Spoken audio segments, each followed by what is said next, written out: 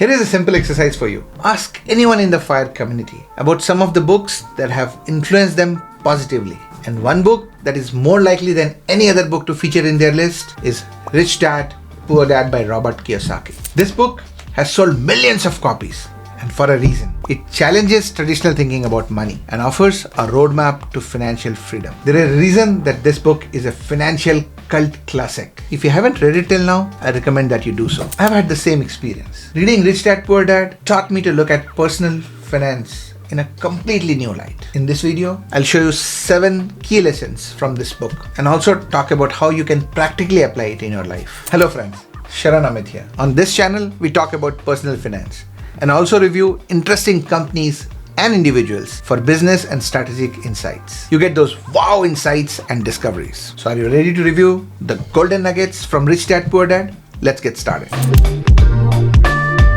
Most people trade their time for a paycheck. But the problem? There is a limit to the number of hours that you can actually work. The rich, however, focus on building assets that work for them, that generate money for them, even when they are sleeping. This could be anything from rental properties to businesses that they don't actively manage. See, a study by Pew Research Center in 2022 found that only about 15% of the working age population reported owning any business of any kind. The key lesson here is shifting your mindset from working for money to going to the money working for you. So what can you do? If you have not even thought about this till now, start small. You can start by investing in small dividend-paying stocks or using crowdfunding to invest in real estate using platforms like Fundrise. Even a few dollars invested consistently over months can snowball into a large amount. And be on the lookout for opportunities. Opportunities to learn and prepare yourself for creating some business. And learning is very important because of the second lesson from this awesome book.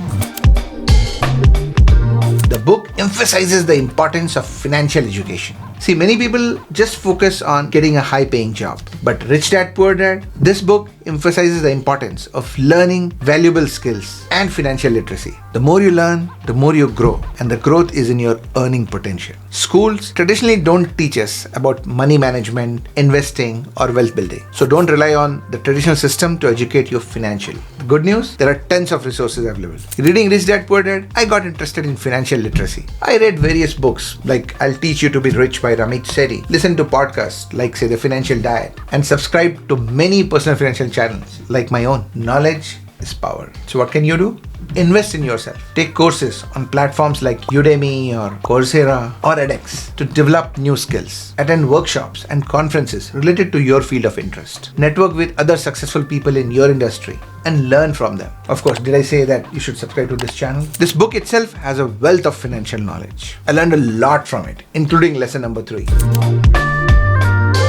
Not all things you own are created equal. Here is a simple definition of asset and liabilities by Robert Kiyosaki. Assets, they put money in your pocket. Liabilities, they take money out of your pocket. Very simple. The house that you live in, that you're so proud of, is actually a liability as it requires constant expenses and upkeep. You have to pay property taxes, insurance. However, if you own a rental property which is bringing positive cash flow, then that is an asset. Understanding this difference is very crucial for building wealth. As we can see from this picture drawn by Robert Kiyosaki, the main difference between the poor, the middle class, and the rich is how they use their money to create assets. See, the poor struggle in their life just to stay afloat. They typically don't have any assets. Their entire income is spent on surviving. And they typically are not doing anything to increase their income, which they must. The middle class may be earning decent income, but they spend most of it in servicing their liabilities. They consider all these expenses, home mortgage, car loan, school debt, as important and spend their money first on servicing these liabilities. And then whatever is left is spent on their general living expenses. But look at how the rich behave. They first focus on creating assets, income producing assets. Then they use the income from these assets to service their liabilities as well as their daily living expenses. By doing this, the assets remain in place and in fact continue to grow. When I learned about this, I started tracking my own spending to see where I can cut back on my liabilities and my expenses. I made it a mission to use any freed up cash to invest in building assets. I have now created multiple income producing assets like rental properties, dividend stocks, businesses, etc. Rich Dad encourages entrepreneurship and building your own income streams. This doesn't really mean quitting your day job tomorrow, but it does mean exploring the possibilities. In this gig economy, there are more opportunities than ever to be your own boss. This is what I'll suggest for you. Brainstorm about some side hustle ideas that leverage your skills and your interests. It could be anything from freelance writing on Upwork to creating your own courses on platforms like Udemy. Start small and see where it takes you. If you need more ideas, check out this video that I made. Once you start earning a little bit more money, you need this next lesson from the book. See, the rich understand the tax code and use it to their own advantage. Why work hard if a big chunk of your earnings are going to straight go to the government? Fortunately, there are legal ways to minimize your tax burden. For example, most simply put, contributing to a retirement account like a 401k lets you contribute with pre-tax dollars, thereby reducing your taxable income. Of course, with taxes, it's always best to consult a financial advisor because the code is complex and there can be various methods of reducing your tax liability. But remember, a little planning can save you a lot of money in the long run. This next lesson is my favorite. Financial setbacks and failures are inevitable. The key is to learn from them and move forward. This book, Rich Dad Poor Dad, encourages learning from the failures, treating them as stepping stones, not really roadblocks. So analyze what went wrong, tweak and adjust your strategies, and keep moving forward. I can't even begin to tell you how many financial setbacks I have faced, how many financial mistakes I have made. But my wife says that she's surprised how I never give up and keep coming up with the next idea, next business, next something that I want to try. You should do the same. Don't be afraid to take calculated risks. Analyze potential ventures thoroughly, but realize that some failures are just learning opportunities. Read biographies of successful people to see how they overcome challenges. Many successful people, even Bill Gates and Steve Jobs, had to encounter failure before experiencing success. And this final lesson from the book is for my friends who don't currently have high incomes.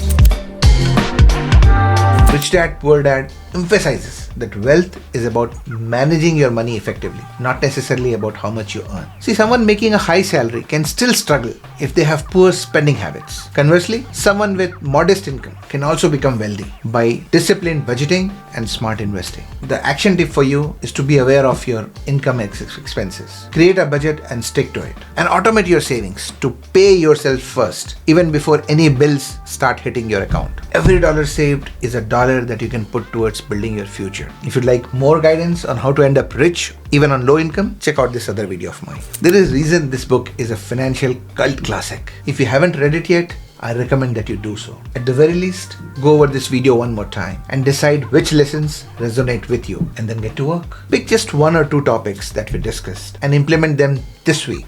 Start small and then work on building the momentum. You can read a book on personal finance to learn more. Open your brokerage account or simply track your spending for a month. See, progress is about taking action. Take some action. You don't have to aspire for perfection on day one. Remember, the journey to 1,000 miles begins with one single step, and of course with subscribing to this channel. Please do that and I would really appreciate it. See you next time.